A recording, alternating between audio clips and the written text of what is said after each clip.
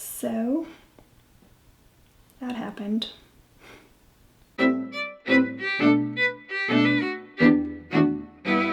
It's been very hard for me to put into words how I feel about what happened on election day. If you don't follow me on social media, you may not know that I was a Hillary supporter. And I'm devastated. And I don't understand it. I'm not devastated that we lost. And I think that that's what a lot of his supporters are focused on. Because I keep getting the whole, oh, you're just being salty, you're butthurt, yada, yada, yada. It's not about that. I've lost before. I've been into this whole politics thing before I was even able to vote.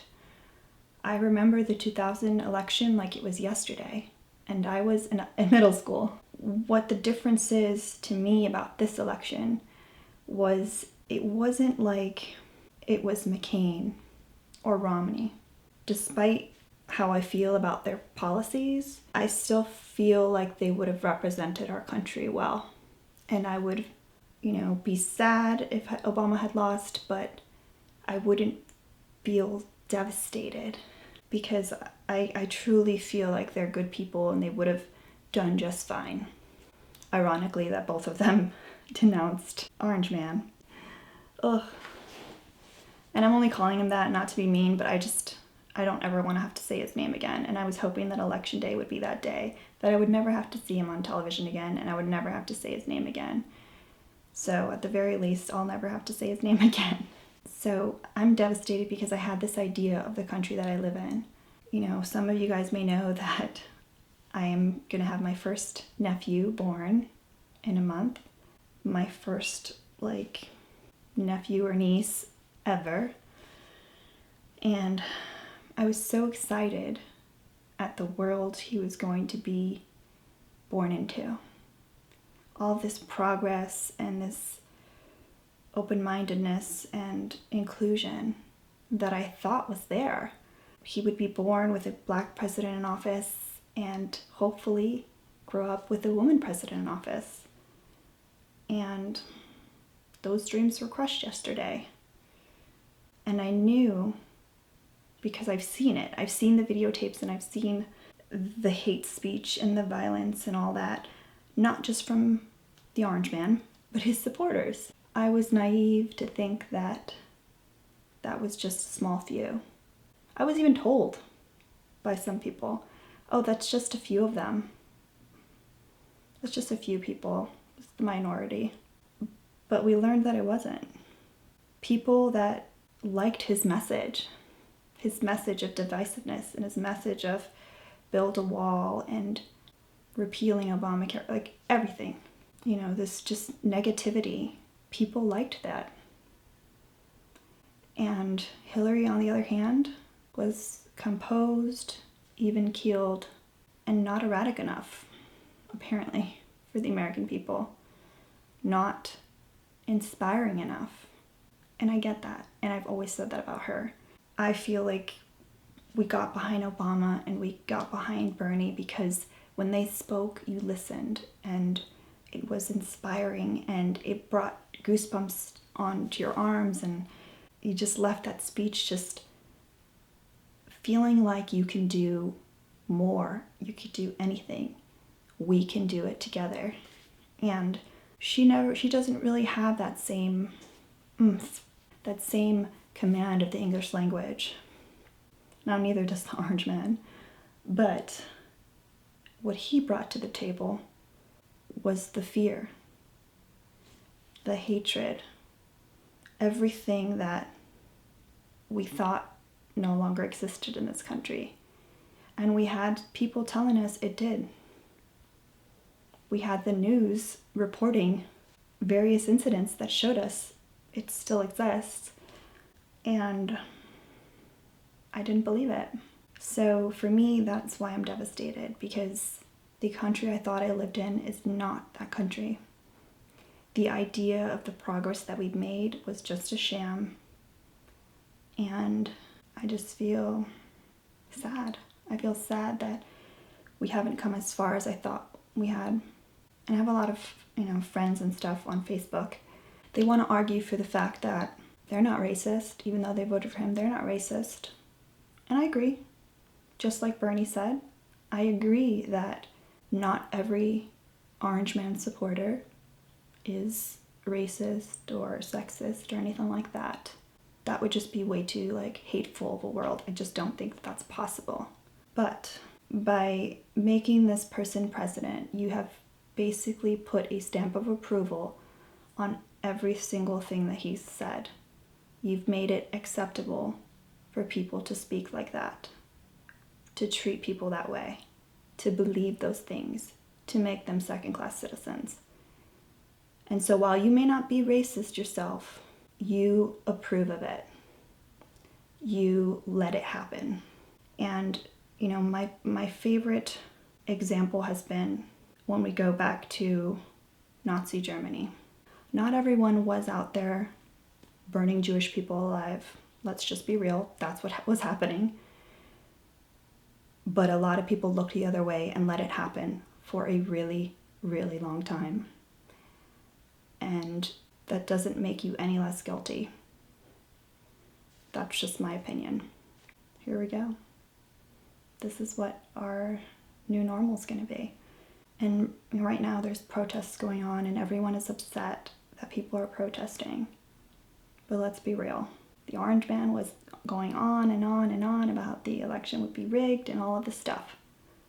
You're really telling me that had he lost, his supporters would not be in the streets? I have countless memes that have been tweeted to me of photoshopped news screens that say things like Hillary hanging from a tree, Obama lynched, blah, blah, blah. There was constant talk of there being a civil war if she won. At least we're doing it peacefully. Obviously, he's the president. There's nothing that we can do about it. But I think the point for them is to express the fact that he doesn't represent them. His ideas don't represent them. And by showing how many people are part of that group, perhaps that'll show him that his ideas don't represent the country. And like he said, he wants to represent everyone in this country, which he has done a crappy job doing that so far. I feel for all the groups that he has attacked. He and his supporters have attacked this entire campaign season. I'm a woman and I'm Hispanic, so I fit 2 of those categories. But I don't necessarily look Hispanic. Most people don't think I'm Hispanic. And I can guarantee I will never be close enough to him for him to grab my pee. So, I feel fairly safe. But because I can empathize with others, I worry about my friends. Whether I know you in person or not, just know that I worry for you and I stand for you. And I hope he doesn't mean all the stuff he says.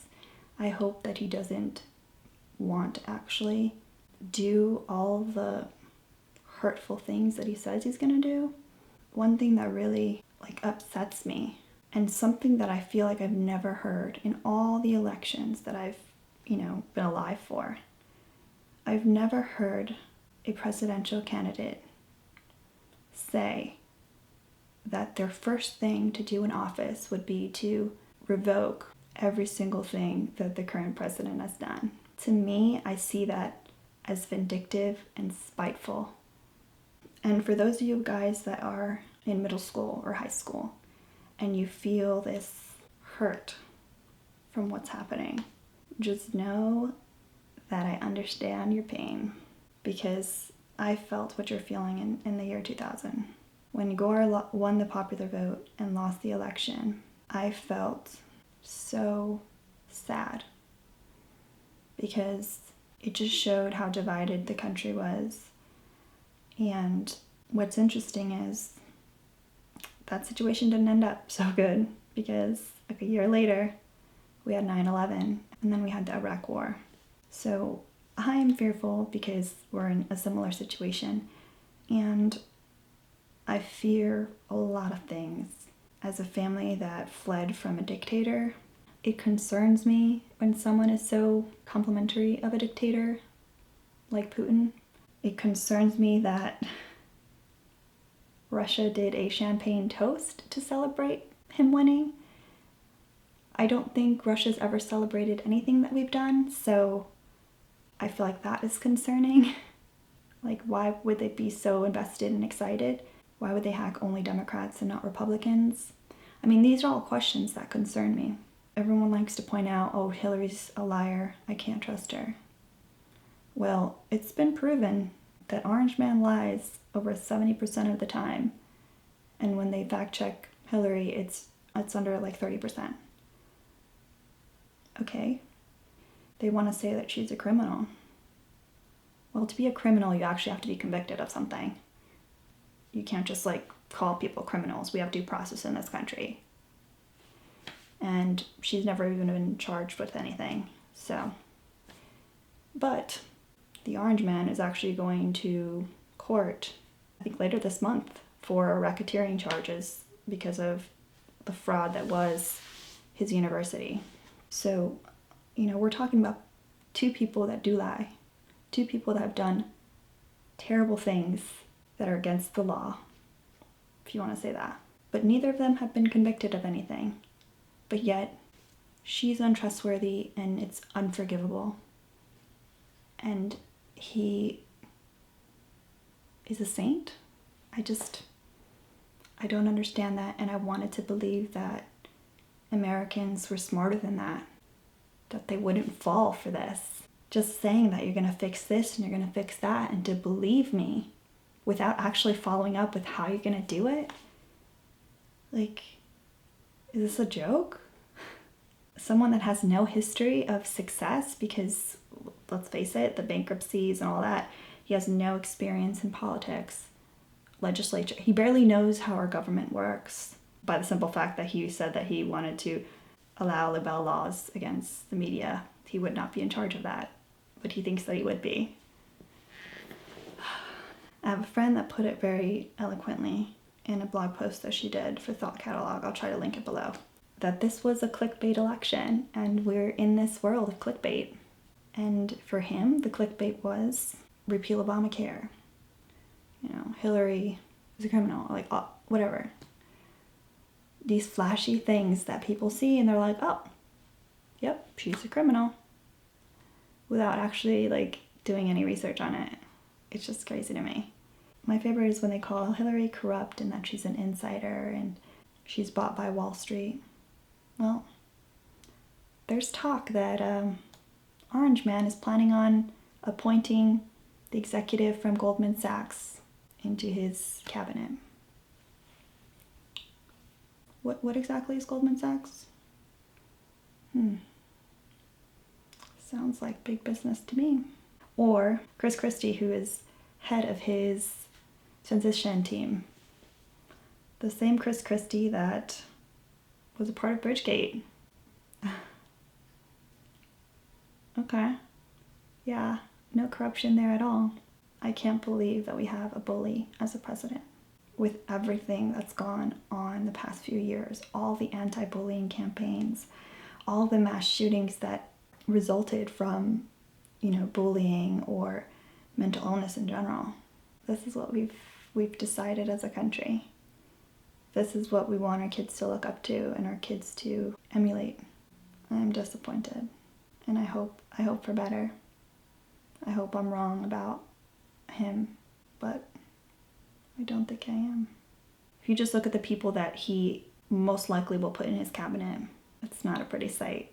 And for all of you guys that were Bernie supporters that turned into never Hillary supporters and voted for him, the idea that you're actually going to get any of the things that Bernie ran on is comical, because they couldn't be any more different people.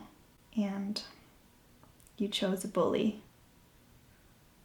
over a politician. That's what it came down to. So, nice guys do finish last, I guess.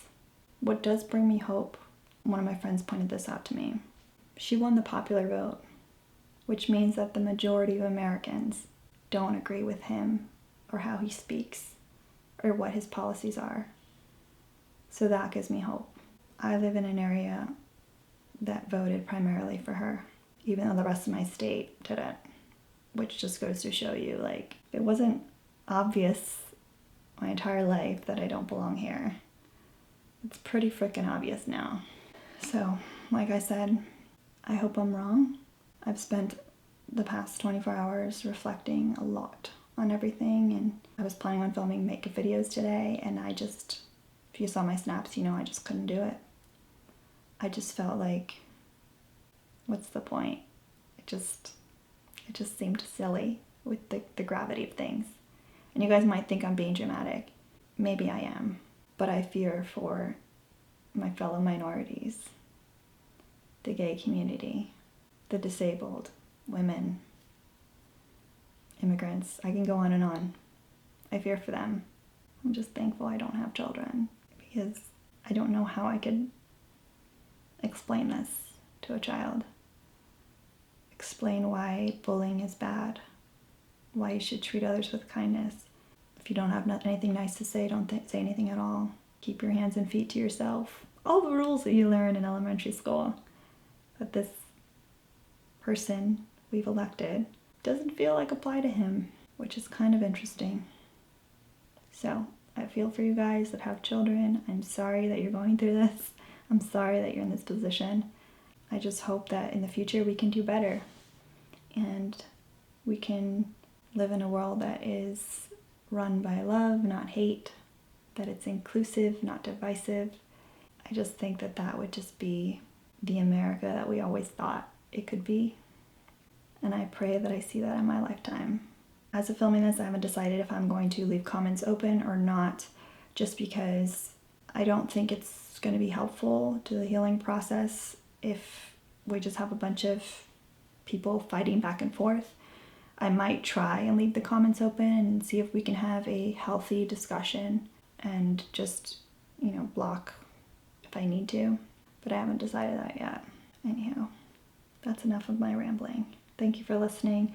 I appreciate all the love that you guys have given me on social media as I've expressed my opinions throughout this campaign season. And I hope that we can all move forward, and hopefully he changes his ways and brings us together and doesn't keep tearing us apart. Much love to you guys, and I will see you guys in my next video. Bye.